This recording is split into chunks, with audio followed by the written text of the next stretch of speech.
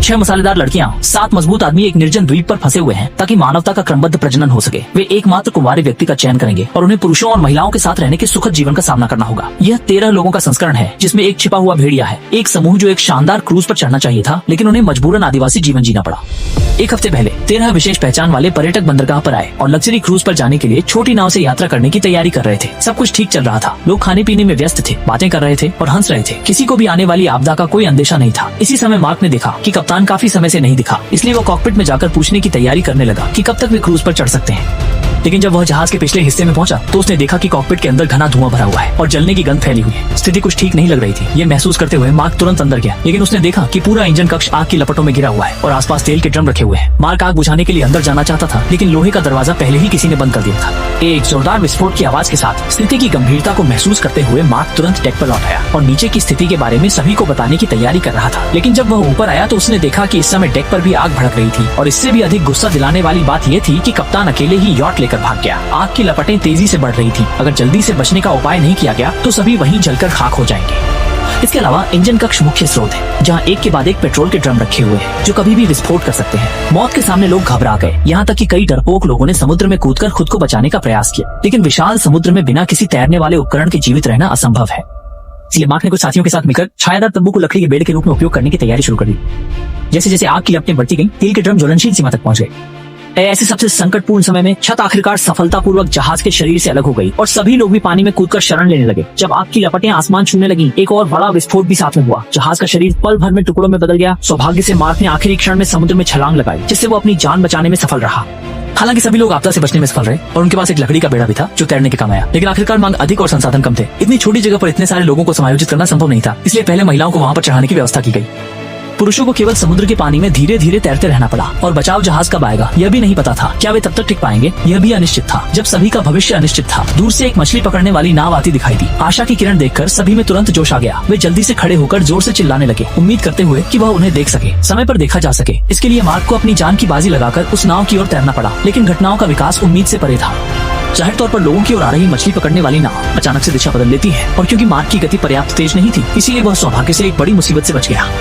और एक बहुत सफल व्यापारी के रूप में वो पहले से ही अपहरण सूची में शामिल था। लेकिन पता नहीं किसने पहले ही हत्या कर दी और उनकी पूरी नाव के पर्यटकों को आग में झोंक दिया। काले सरगना को पता था कि किसी ने उसकी आय का रास्ता बंद कर दिया है। गुस्से में आकर उसने बचे हुए लोगों को बचाने का विचार छोड़ दिया, लेकिन उसे बिल्कुल भी उम्मीद नहीं थी कि सभी लोग सुरक्षित बच जाएंगे। देखते ही देखते सामने वाली नाव दूर होती जा रही थी। निराश मार्क को पीछा करना छोड़ना पड़ा, लेकिन साथ आए मोटे व्यक्ति ने अभी भी उम्मीद नहीं छोड़ी और बड़े पानी के ड्रम को पकड़कर आगे बढ़ता रहा। जब तक मार्क काफी समय से लौट चुका था, चांद भी रात के आसमान में ऊंचा लटका हुआ था। तब जाकर लोगों ने देखा कि वह गायब है और दूसरी तरफ बड़ा पैंग भी घबराया हुआ था। अब न तो मछली पकड़ने वाली नाव को पकड़ पाया, न ही लोगों के साथ मिल सका और दिशा भी खो दी। अब उसके पास केवल एक ही रास्ता बचा था और वह था समुद्र में धीरे धीरे मौत का इंतजार करना। एक साथ समुद्री दुर्घटना अभी शुरू ही हुई थी कि 13 जीवित बचे लोगों ने पहले एक व्यक्ति को बाहर कर दिया और जैसे जैसे समय धीरे धीरे बीतता गया, सभी लोग समुद्र में अत्यधिक कष्ट सहते रहे। न केवल ठंडी बारिश के कई बार प्रहार को सहना पड़ा, बल्कि रोमांटिक तारों भरे आकाश के नीचे भूख भी सहनी पड़ी।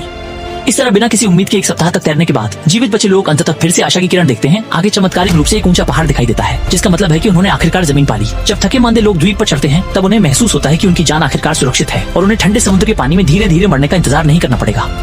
हालांकि इस समय वे नहीं जानते थे कि द्वीप पर छिपा हुआ खतरा उनकी इस समुद्री आपदा से कहीं अधिक खतरनाक है। एक अभूतपूर्व संकट धीरे धीरे उनकी ओर बढ़ रहा था।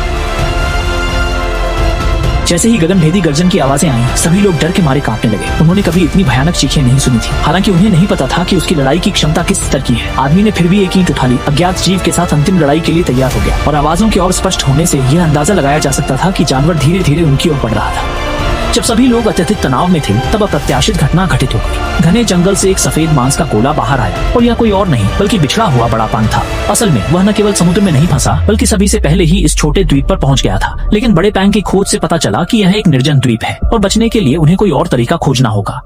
क्योंकि सभी लोग कई दिनों से समुद्र के पानी में बह रहे थे, उनके शरीर पहले से ही थक चुके थे और इस समय सबसे महत्वपूर्ण था पानी की समस्या को हल करना। सौभाग्य से टीम में एक विशेषज्ञ था जो जंगल में जीवित रहने में माहिर था और उसकी अगुवाई में वे जल्दी ही एक साफ नदी खोजने में सफल रहे। इस समय सभी लोग पानी के तेल और पसीने की परवाह किए बिना एक एक करके पानी में कूद पड़े और खारे जीवन के स्रोत को पीने लगे।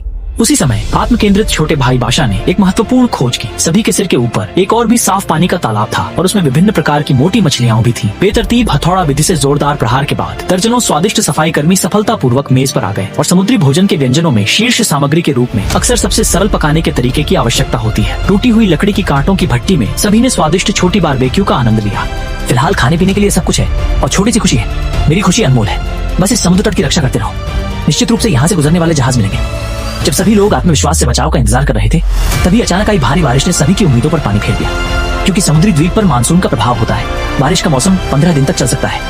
यदि जल्दी से जल्दी कोई सुरक्षित स्थान नहीं मिला तो कोई भी उगते हुए सूरज को नहीं देख पाएगा। मार्क के सुझाव पर सभी ने जंगल में जाकर किस्मत आजमाने का फैसला किया। शायद कोई रहने लायक गुफा मिल जाए। हालांकि जब वे बिना किसी सुराग के खोज रहे थे, तभी एक बार फिर से अप्रत्याशित घटना घटी। मानसिक रूप से विकलांग बादशाह अकेले ही एक अलग दिशा में दौड़ पड़ा और उसके पिता द्वारा नियुक्त निजी शिक्षक विन्ना बिना किसी हिचकिचाहट के आगे बढ़कर उसे वापस लाने की कोशिश करती है। हालांकि उसे बिल्कुल भी उम्मीद नहीं थी कि यह चाकू से खेलने वाला लड़का इस तरह की अजीब जगह ढूंढ लेगा, क्योंकि उनके पास ही एक भयानक घास फूस की झोपड़ी खड़ी थी जो देखने में कुछ असामान्य लग रही थी।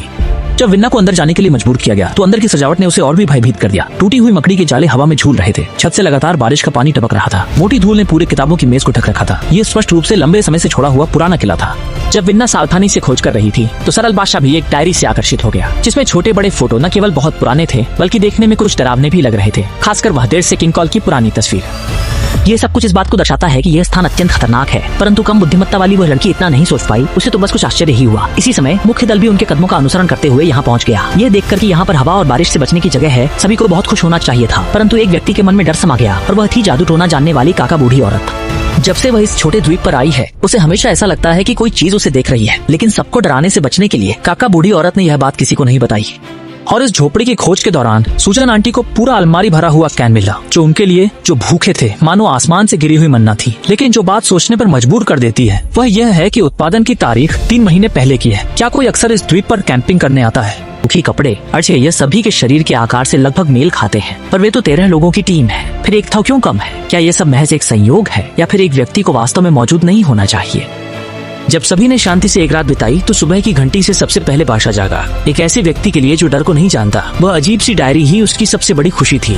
और इस बार बादशाह को उसमें फिर से नई और अद्भुत चित्रें मिली। उन अजीबोगरीब प्रतीकों से ऐसा लगता है कि इस छोटे से द्वीप पर कोई अत्यंत विशेष अस्तित्व है। अगर अन्य लोग इस लॉगबुक को देख लेते तो निश्चित रूप से पूरी टीम का ध्यान आकर्षित होता, परंतु इसे सबसे पहले बादशाह इस मूर्ख लड़के ने ही खोजा।